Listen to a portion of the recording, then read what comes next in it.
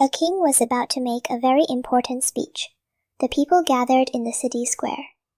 The king stepped up to the podium, leaned into the microphone, and just as he opened his mouth, "Achoo!"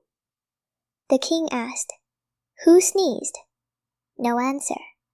He ordered his guards, "Shoot the first row." The first row was executed. The king asked again, "Who sneezed?" Still no answer. Again another volley of shots. This went on until the first 15 rows were gone. Finally, in the 16th row, a frail man stood up, trembling. "It was me, your majesty. I sneezed." The king looked at him, relieved, and shouted, "Bless you."